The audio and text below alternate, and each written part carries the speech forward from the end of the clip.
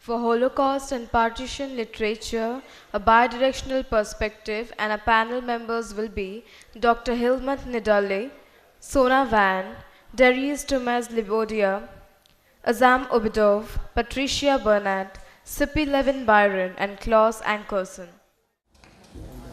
This session will be all about a discussion on Holocaust and partition literature, a bidirectional perspective. The session will be moderated by Sippy Levin Byron. Since we know mostly about everyone here, but not much about Darius Tomas Lebioda, so I'll be briefing you all.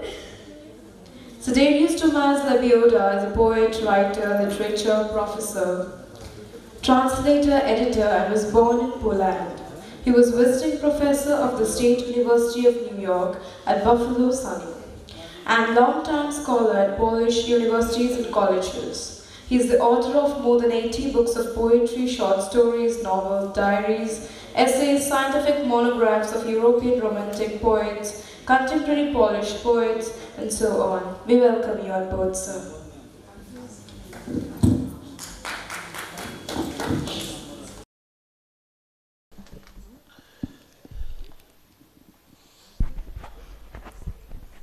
Thank you for opportunity to be here, and I heard a lot of very wise and intellectual words. Our theme is Holocaust. Question about Holocaust. It's a question of human nature, question of it, how little child became martyr, like Persian king Darius, it's also my name, Caligula, Hitler, Stalin, Mao Zedong. Is there some fault in our brains, in our sobriety? Child is good, but can kill without mercy bee or fly, sometimes cat or dog. Only culture can moderate human thinking and stop potential murder. I was thinking about these problems, and I wrote a poem which is in many books, an analysis of German murders. It's a short poem about Hitler like a child, without title. If you were holding a crying infant in your arms, if you knew his name was Adolf Hitler, if you knew who he would turn out to be for the world, would you throw him into the fire? Would you throw him, defenseless, into the fire?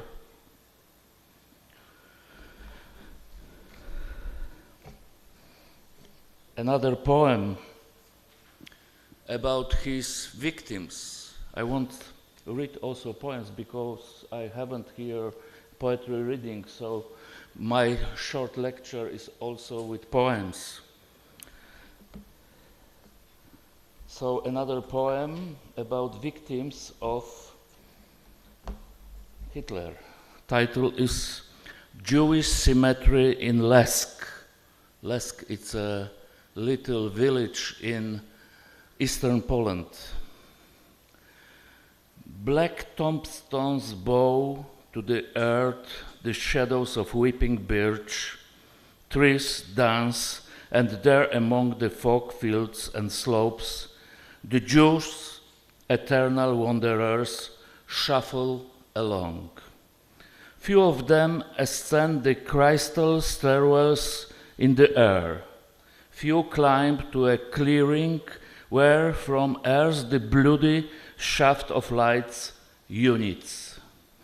Jews from Bełżec, Auschwitz, Treblinka and Sobibor know well this sand, this clay. O Yahweh, great is your glory. O Yahweh, sower of ashes and dust, brightness of Hanukkah's candelabra, O echo of synagogues of Kraków and Tykocin, O Yahweh, Rabbi of rabbis. O tear of Maurice Gottlieb, child's eyes in a painting by Wilhelm Wachel, Och Jews with Fritz Kleiman-Torach, Och shadows of Jankel Adler and Bruno Schulz. Somewhere there must be a grassy clearing and a huge temple with invisible walls. There Jews gather with angels and dance till morning. There is a road perishing in dust. There is the place an old Jewish cemetery where cold shows meet.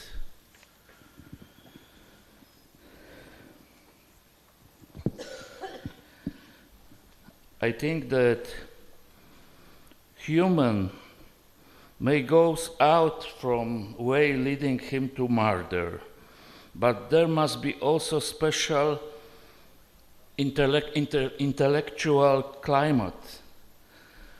What we will say murders, like Hitler and Stalin, was special intelligent, but in final destination, they was also cuckoo.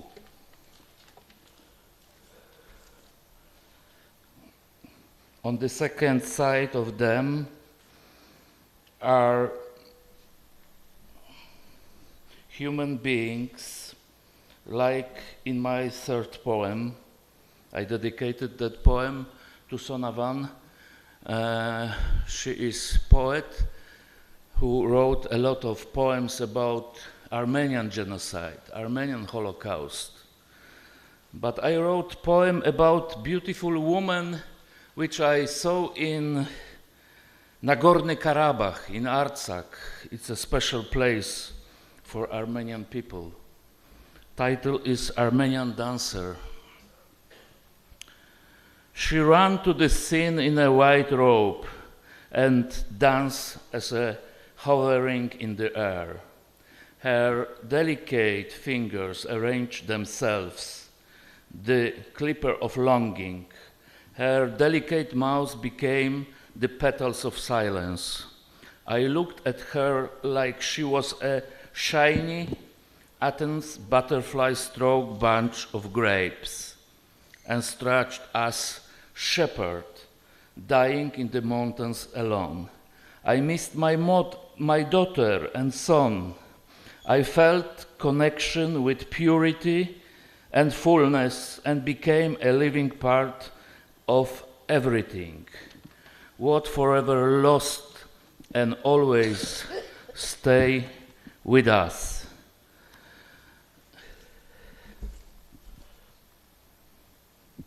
Armenian dancer, so alive, but maybe her mother's was victim of Armenian genocide, first genocide in 20th century.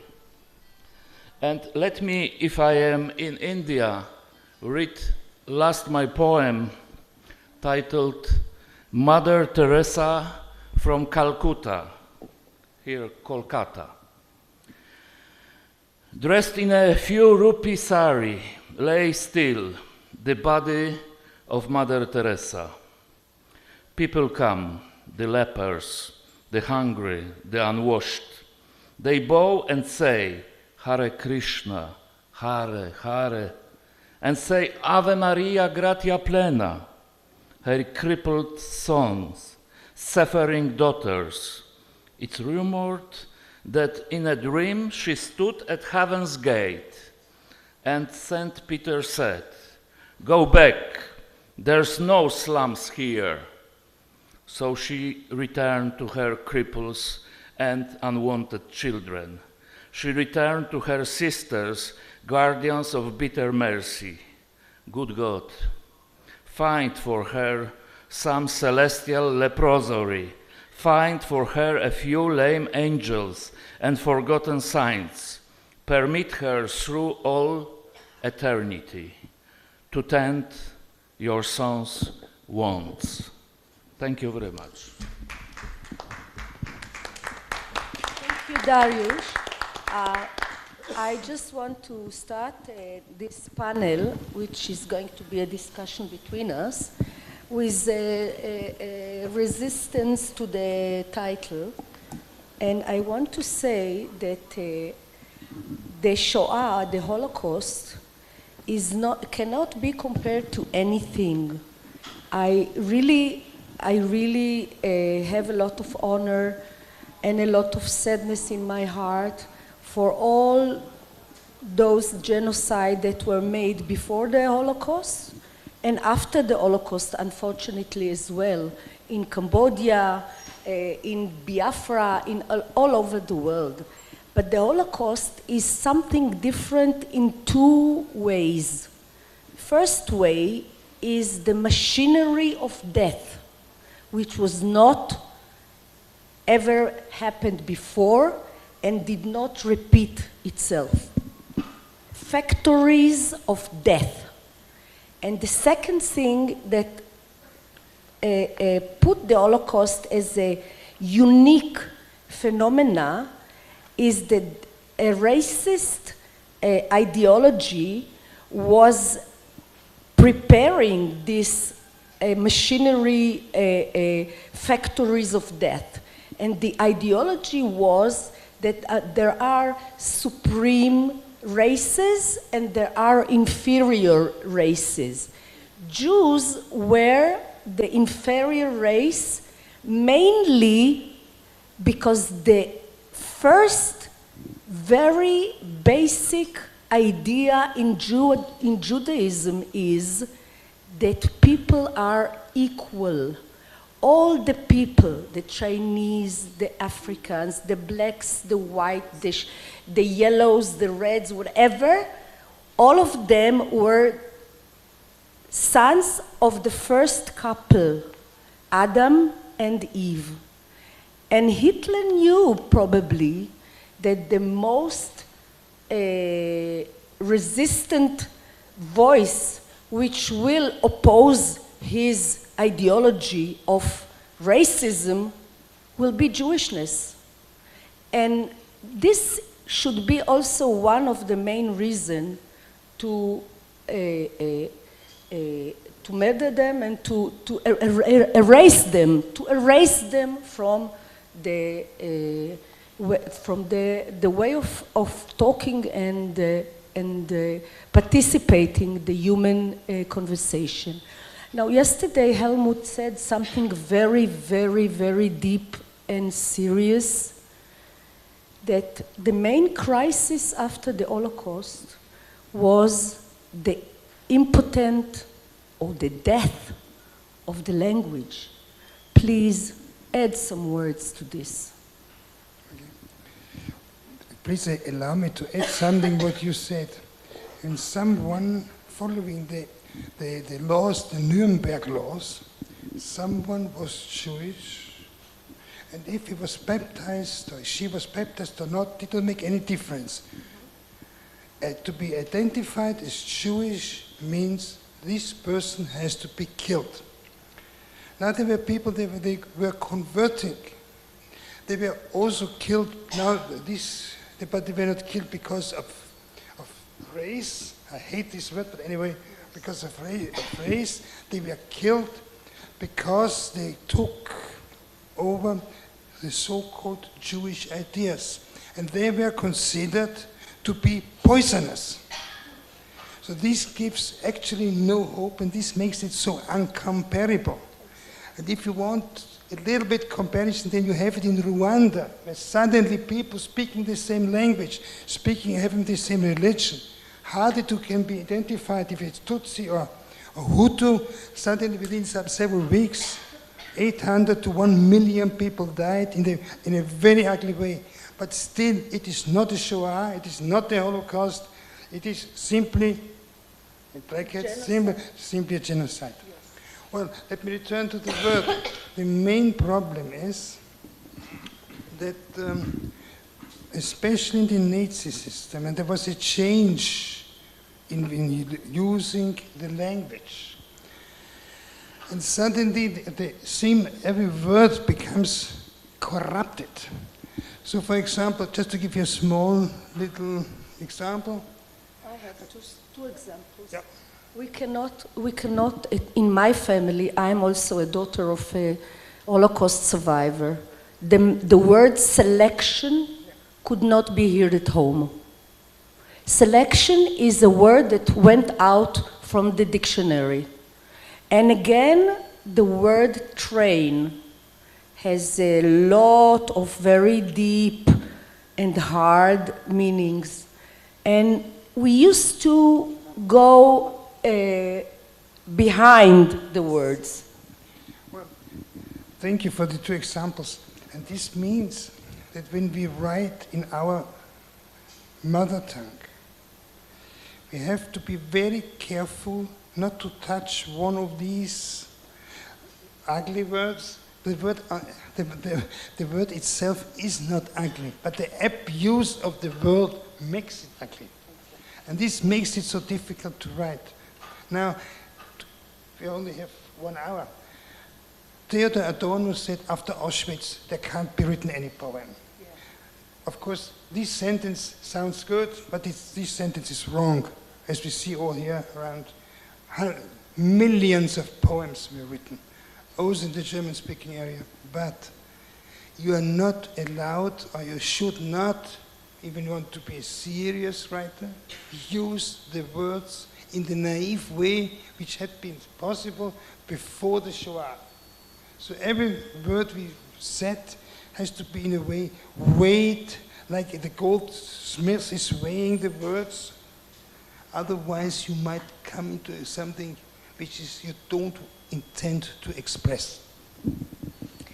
So let's separate between literature of partition, which is literature of human suffering, human exile, and you give your examples or your approach to it. And Shoah is something different. So please, Azam, what do you have to add to this discussion? I was just thinking about the Holocaust, the genocide, the topic very deeply, but I was also thinking about what can we do about that? This is the big question I'm asking everyone. We cannot do anything about that, but we can do something to prevent future Holocausts and genocides. So we can weep about the Holocaust, we can weep about the genocides, we can talk hours and hours, but everyone should ask himself or herself, what can we do to make this world better, to do something that nothing will happen that terrible like Holocaust or genocide.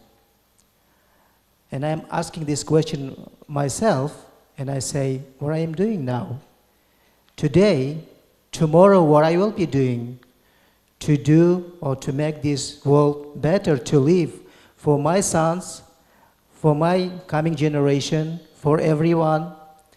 So everyone knows the world is becoming very, very small. This is really very small planet, if you think broader. But we can do something to prevent evil, to prevent hatred. So what I did, I was just going to use this opportunity to say what I'm doing. So Uzbekistan, maybe I travel a lot, but when I say I'm from Uzbekistan, people ask where it is. Because not only Uzbekistan, Central Asia became like terra incognita for many, many people of the world, because we became very restricted in ourselves, especially Uzbekistan. With our old president who passed away 2 years ago, we were really very, very restricted in everything.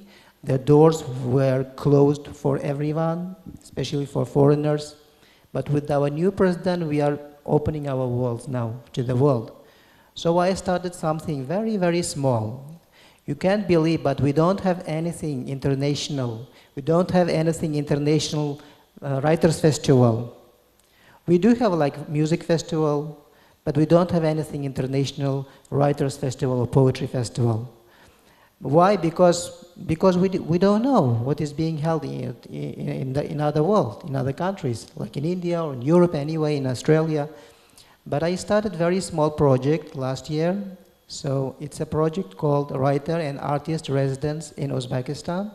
So I'm bringing writers and artists from throughout the world to Uzbekistan to not only make a tour of the country, because it's really very beautiful. The weather is very good. We have very big historic cities like Samarkand, Khiva, and Bukhara.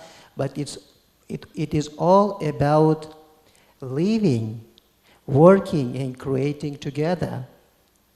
So I'm bringing authors and artists like cultural, literature, and art people to make friends with Uzbeks and to share their knowledge, their experience, and learn also something from Uzbeks and become a bridge and make very good exchange program. So this is what I can do for this world I'm living now, for you, for myself, for my country, for my generation. So I really want everyone can think something good to make this world better place for all of us to live, to work, and to create together. We use this word together many times during this festival, many times, and I really like this word, together, togetherness. Let's support each other. Let's become together. Let's do something together. Let's do. Thank you. I would like maybe to change a bit the title and say how literature can heal the fractures, the pain, the wounds of such tragedies. So might be about the partition and might be about genocide or hospitalizing or every human pain or a tragedy that literature can give a hand. The writing gives an opportunity to like Me Too, the option to speak it out or to write it is the first step of getting better. What do you say, Patricia, please? Well, to me, the word Holocaust means that one nation or one race believes they are better than another nation or another race, and that gives them the excuse to wipe that race off the planet. And it's happening everywhere. It was Rwanda. Rwanda was very short, but it happened. And there is a lot of literature coming out of Rwanda now, which I call healing literature, because the pain must be very great. I've been to Rwanda. I've seen quite a few Rwandan films. They're using their literature in a film form because many Rwandans don't speak the same language, and they also want to get it out in English. There's genocide going on at this moment. The Uyghurs in Western China are being shockingly treated by the Chinese. The propaganda says that they're helping them and teaching them how to survive without God, but they're really killing people. Indonesia is doing the same thing. Indonesia has half of Papua New Guinea. It's called Irian Jaya, a very rich country, the largest gold mine in the world. Is it being shared with the native people? No, they're being killed and wiped out, and Indonesians are being put in their place in their land. So it's happening even as we speak now, and there isn't much literature coming out of the Chinese side. I think it would be a very brave Chinese to write a book about what they're doing. I don't think he'd live very long. Indonesian, the Papua New Guinea natives are not always literate, so they're not likely to be able to write books about it.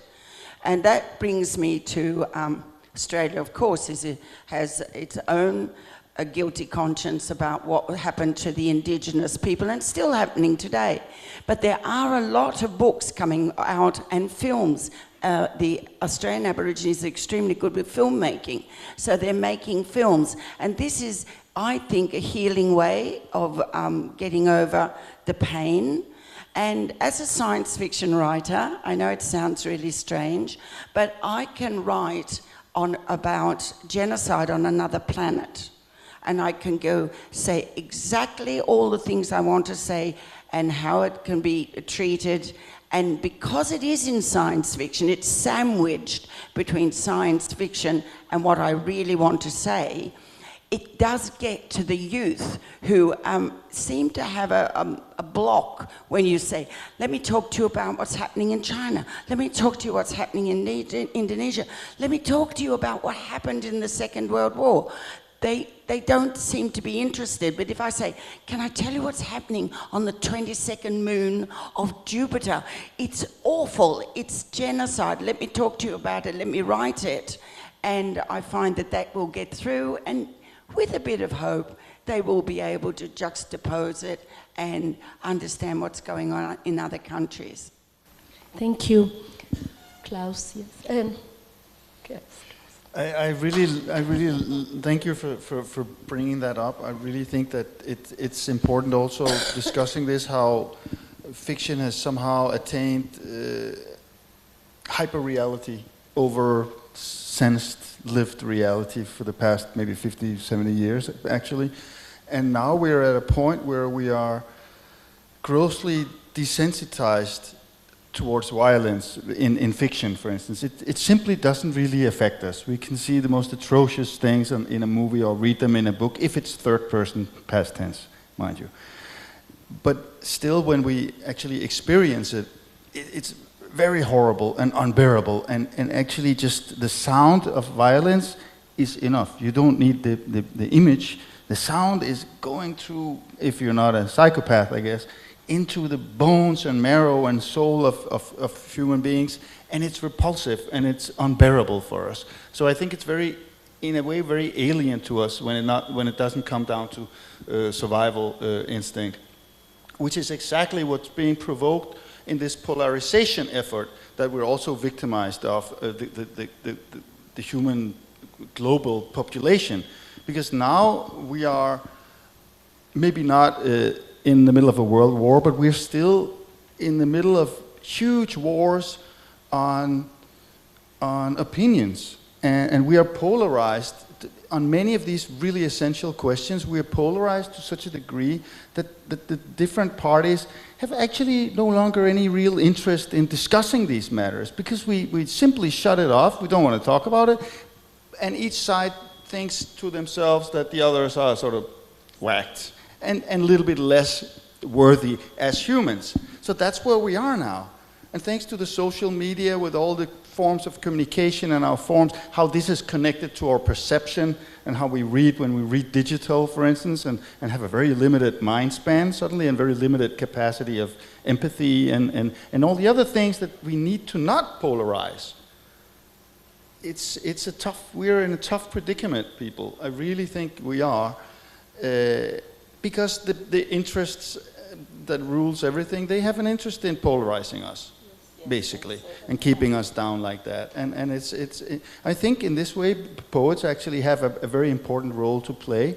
And this is very important in an Indian context also, since I hear that especially spoken word and sort of action poetry has become really explosively growing here. And this is great, because this will give voice to a lot of concerns and a lot of real life things that needs to be shared and needs to be felt.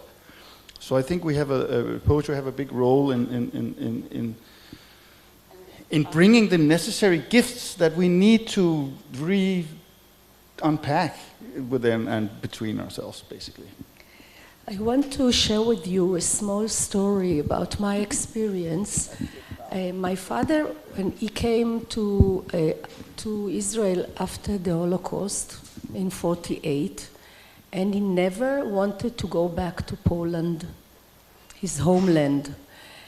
And suddenly, when he became 75, he said on his birthday that he wished that me and my brother will go with him one time back to Poland as the triumph of life. And of course, we obeyed him, and I said to him that I would go with one condition, that every day I will have the opportunity to stay in a hotel and not to join them on the journey. Finally, I made all the journey with them. When I came back, I was so ruined emotionally that I asked my husband to allow me to get out of the house for 10 days and to take care alone. He will take care alone of our kids. And that's what I did. And in these 10 days, I realized how literature can heal me, can give a remedy to a pain. I wrote the whole chapter of The Burden of Poland in 10 days, and I felt like I became released. Literature was the best remedy I could imagine. Please, Sona, what can you add to this conversation? For me, this is a very painful subject, as it is for you as a Jewish person. As an Armenian person, and my ancestors came from Van after the genocide in 1915, when Turks killed 1.5 million Armenians. So my ancestors fled from Van, and now they live in eastern Armenia. And my grandfather was a priest who was never able to recover from that shock. And though they were saved by friends who were Muslims, actually, but for my grandfather, my family was physically saved because they were able to move from Van to Yerevan. But they carried their wounds all the way with them, and my grandfather used to say this was the worst punishment for him was to be alive. So I don't understand whether I can be happy that that family was saved, or they would rather not lose their dignity, because when he was telling, he wrote, I have never seen him, unfortunately, live. He wrote in his diary, he was a very good writer, and he wrote in his diary, then when they took him to the prison, they took all his clothes as a priest, his cross, they threw it down. They shaved his head, his beard, and when he looked at in the mirror, he couldn't recognize who he was. First he was shocked, but then he was happy because he started not identifying with that person anymore. It's like it was like it wasn't him, and it was easier for him to deal with the reality that it wasn't him. So the shock that he went through, it was unbelievable. And my aunt, who was 20 years older than my father, she was my grandmother figure. She was getting ready to get married at that time. She was in love with somebody who was studying to become accountant. So she was waiting for him to come back. And that happiness was also destroyed because of the whole thing, you know. So it was not a matter only to physically survive or not to survive, but human dignity, and the most important thing, the human happiness, which we never pay that much attention to, as if we can live without being happy also, you know. Like joy is not important, it's just the physical well-being counts. So I think the world will be better place if we put so much emphasis on also on the quality of life, being happy, like a main right, human right, happiness as a human right. We're talking about independence so much, while the universe survives on interdependence, not on independence. It's better to be interdependent than to be independent. And it's better not to talk about borders and differences, but to think in human terms, rather. Who are we as a human? And 6,000 years of evolution, our spiritual evolution, if we can call it that evolution actually, are we today happier than we were in 6,000 years ago because of everything that we know? Because as a poet, we always come across with the reality of the facts are not mattering that much. They're not changing our life. They're not changing our life quality.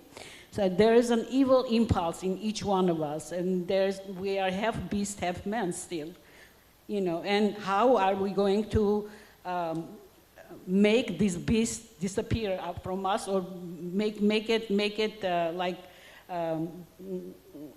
domesticated?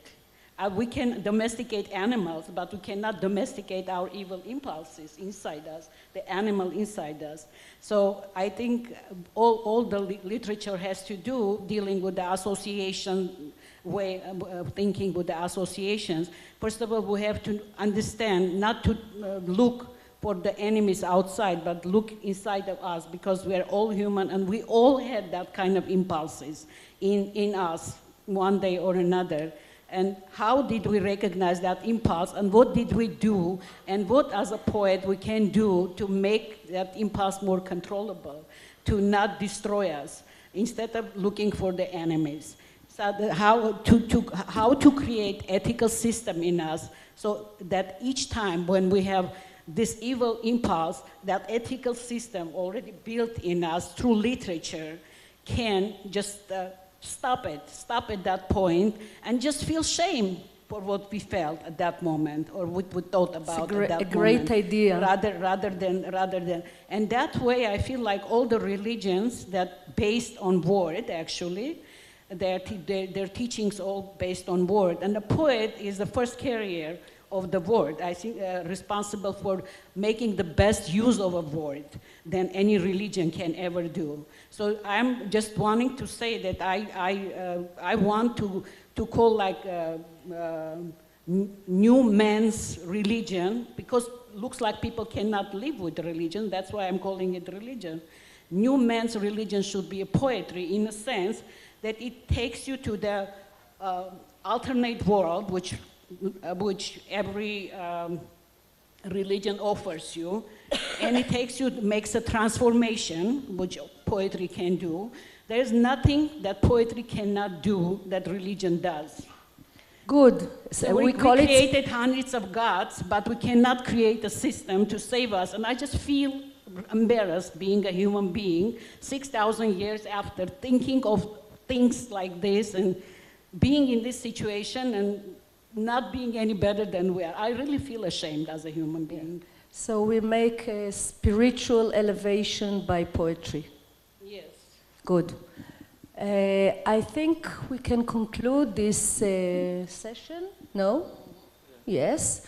And I would like just a minute to ask Raviv to read two of my Shoah, my Holocaust poems that I was mentioned that I was reading. Can? Ma? Yes, yes. So just let him read the poems, and then I'll give question opportunities.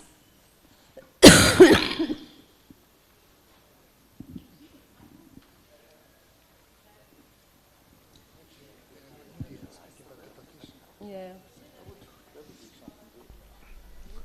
Right, I just want to make one comment on what Sona said. I have an objection to your comparison of beasts. I don't know of any beast who kills for the sake of killing. I don't know of any beast who kills somebody because he's different to him. This is only humans. Beasts kill for self-protection or for food, nothing else. So, okay, Sipi's poems. These are the poems she wrote while I was looking after the kids. The Burden of Poland, Auschwitz. In Auschwitz, you can walk into a bar and buy a sausage in a roll, or a roll around a sausage, and go through the other door to a documentary film about the liberation. In Auschwitz, you can change money, you can call home from a public phone and ask what's up. You can rest in the hotel that was the officers' quarters. By the way, the bathrooms have been renovated. Very, very clean. You can buy an amber bead chain, throw one into the crematorium to check if it is real. Second poem. Relief and deliverance did not stand by them. Angels did not descend to read the blood and to pass over. Nobody was missing in the squares. No machine broke down from material fatigue. No delivery officer suffered a stroke. Everything worked efficiently, like divine supervision, derailed. Thank you. Yes, Chava, please. While she's coming up here, I'd like to say one thing. Yes. I think the world has just got to get rid of racism. I think they should value individualism, which means if you look different, sound different, are different, it doesn't mean you're wrong. It doesn't mean you should be arrested or murdered. We really have to get rid of racism. Everybody has to be equally accepted for what they are. Thank you. Yes, Chava, please.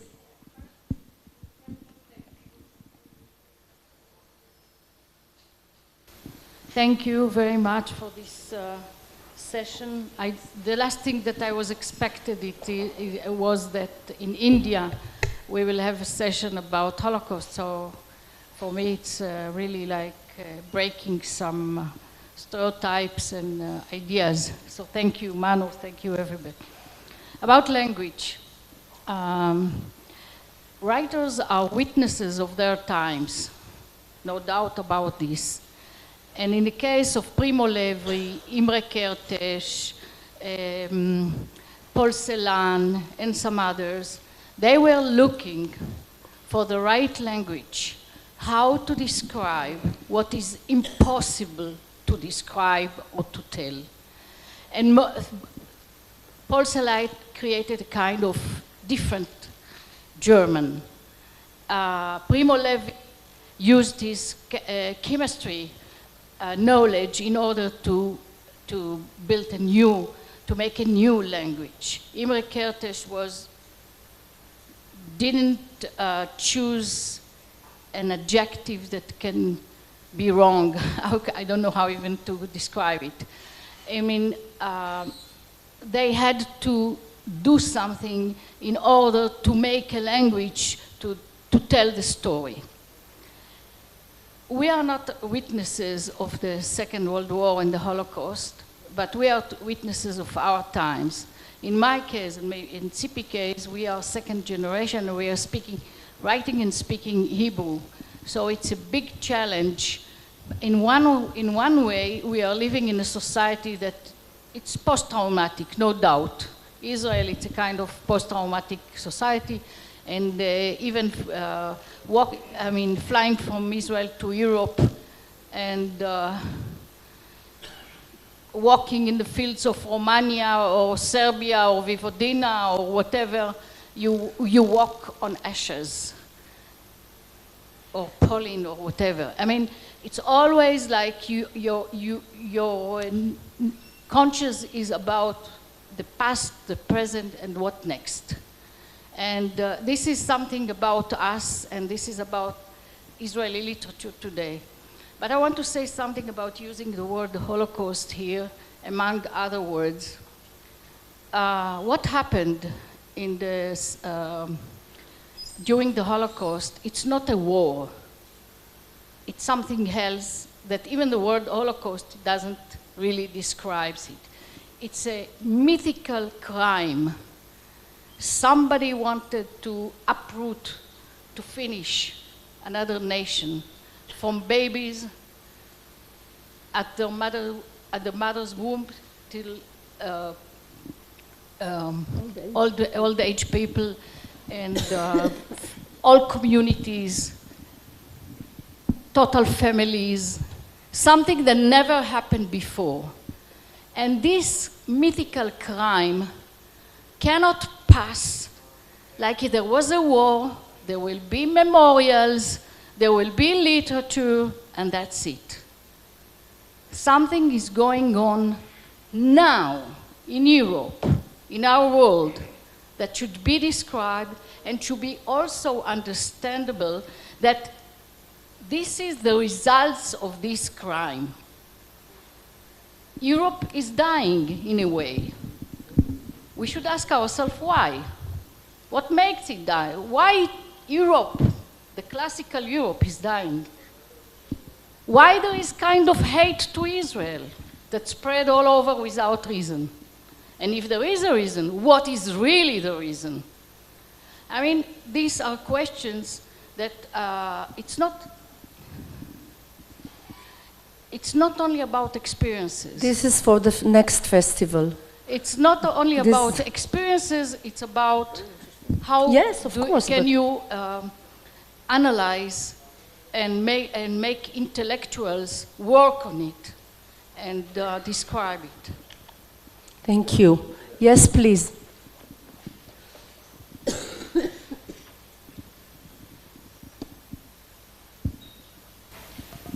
I'm so grateful to this panel that I had the opportunity to listen, and in particular, not only to the panel, but the children of the survivors of the Holocaust, Armenia, and of course, the Holocaust in Germany. Ever since, and I have been basically a literature professor, although I am the vice chancellor of a university, ever since a student of mine did her MPhil, a dissertation on Holocaust studies, I have been thinking of the aesthetic and the moral and ideological dimensions. And one of the things that I found, and I found a refrain here, uniqueness of the extermination process, uniqueness of the totalitarian regime, for example. But you know, I have been reading René Belbenoit's account of the Devil's Island, for example, in Guyana. And I've been reading, for example, the Bolshevist experiment, for example, because you said it's very different from what happened in Stalinism. And of course, our own stereotypical notion of Bolshevism was that it was egalitarian. It did not have kind of a racial bias. But many of the things which have been discovered recently, I have been reading, for example, because at one level, for example, the people who aided Lenin and Stalin are the Jews, for instance. You know, the founder of Cheka was Dzerzhinsky. Dzerzhinsky was the person who started, and that it evolved later on to NKVD and then KGB. We know about it. But NKVD, the Cheka's killing machine is devastating. You know, and here is a Jewish person, for example, who started this. And later on, for example, and you know, we discovered in the archives, there was a huge amount of anti-Semitism, and which masqueraded as a kind of an egalitarian ideological movement. So I began to really wonder, what are the contours, for example, which really define the uniqueness? I'm not sure today. That's one. Yes. And the second, with regard to role of literature, I'm just throwing this uncertainty from outside. The second, with regard to literature and Holocaust, the Polish ghetto, for example. When the uprising was underway, it might be of interest to know this learned audience, learned participants would find it of interest. As the German tanks were closing in to the uprising which was underway, there was a play which was being enacted. You don't know about this play. This was a play by Tagore, which was being enacted by a teacher in Poland within the uprising itself. Here is, the shells and the cannon shots and the tanks moving in and smoke. And here is a play of Tagore. And how is that the play of Tagore for the children who would perish in half an hour time there, and the teacher that was being enacted? The central role of literature, for example. It is more than cathartic experience. I can't explain what was really happening. That's another thing. Finally, madam, with regard to the whole thematic notion of partition in India and Holocaust, for example. And I think this is a very curious phenomenon because I understand in Germany you teach, for example, the Holocaust.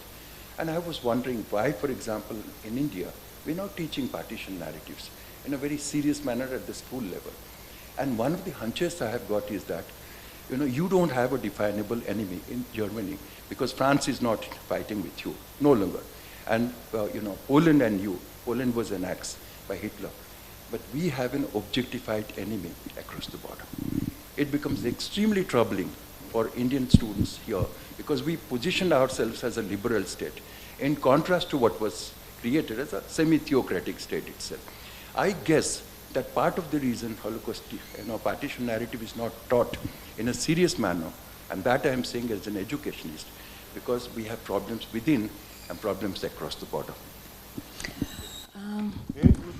Let me try to give some remarks, some ideas about your questions, and later we'll share. Somebody else wants to. Yes, definitely. Can I just share a very sort of cynical remark about Europe, since you asked that very great question, Hama? I think that the power of the market and the forces that are orchestrating that should be underestimated, because what happened in Europe was the production moved away, and then that leaves consumption, right? And when you look at the rising middle classes, for instance, here in India and further on in Africa and the Far East, you see that there is plenty of middle class people in the world now that can consume. There's plenty of people that can buy the Coke and the bad chocolate and the iPhones. So Europe is no longer needed. So I think it's being sort of dismantled.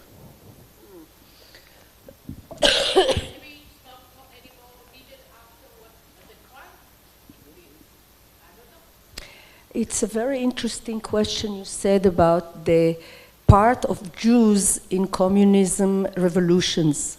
It's very important and it's very deep sight, because the first ideas of socialism and communism, which are equality for for all the societies, are based in the Bible. And therefore, in the Illumination time, when people became more secular, less religious, those young generation of Jews that left some of the religion ways or the ghettos and started to be interested in what's going on in the general society, became mainly activists for equality. Yes, yes, on all the revolutionary movement all over the world of socialist and communist movements have a lot of a big percentage of Jews, because Jews got from the Bible these ideas of the right of equality. Yes, the whole Testament. In the Old Testament, we have, for example, no, but if you read the laws in Leviticus, Old Testament, that's what I'm talking about. I'm a Bible teacher. No, but I'm talking about the duty of a farmer to leave his land after 6 years that he cultivated the land. The 7th year, the land is the property of everybody. What grows in the land is everybody's.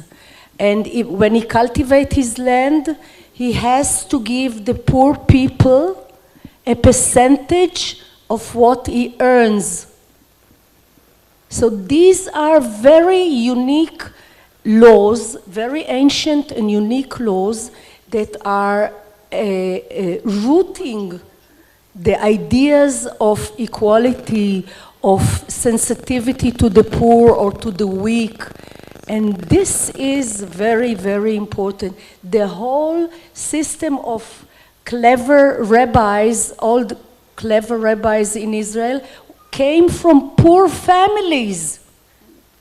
Well, my belief is the religion did more harm to humanity than good, actually, any religion, because it squares your mind and it doesn't let you think out of the box. And today, if we have the terrorism and everything, it's another way of that squared mind, when the people are not allowed to think, to use their God-given creativity to come up with solutions. And the memory is becoming like double shapes, because you don't know whether it's good or not, or bad to remember, because we go by memory and we try to solve new problems with our memory, with the old ways like they did in Bible or they did later on. But, I mean, we're not dealing with the same population that we've been dealing 5,000 years ago, and love is only 2,000 years old, but hatred is much older. We have to understand the human impulses rather, because if you look Hitler, you look other killers, they're psychopaths, they're not normal people, and we're trying to judge them by normal standards. He wasn't religious, remember that? It doesn't matter, he could have been. I mean, now he's a religious. Slowly we have to come to this an is this is a dilemma. Slowly we have to come to an end. I think I would like to wind it up with my science fiction way of changing all this with one generation. When I'm Prime Minister of the world, no person is allowed to marry anyone of their own race or nation or religion. You will all have to marry someone else from another race or another nation or another religion, and within one generation, we will wipe all of this out. And thank you very much for having us here. OLF shows its gratitude towards the executive sponsor, the Northeastern Council, followed by the associate sponsors Coal India Limited, Mother Dairy, Phenolix Industries, Paradip Phosphate Limited, Brahmas Aerospace and NCDC. OLF is supported by Central University of Odisha, The Punch and Dhoni Books. Thank you very much for listening to us. Thank you, ladies and gentlemen, at the panel.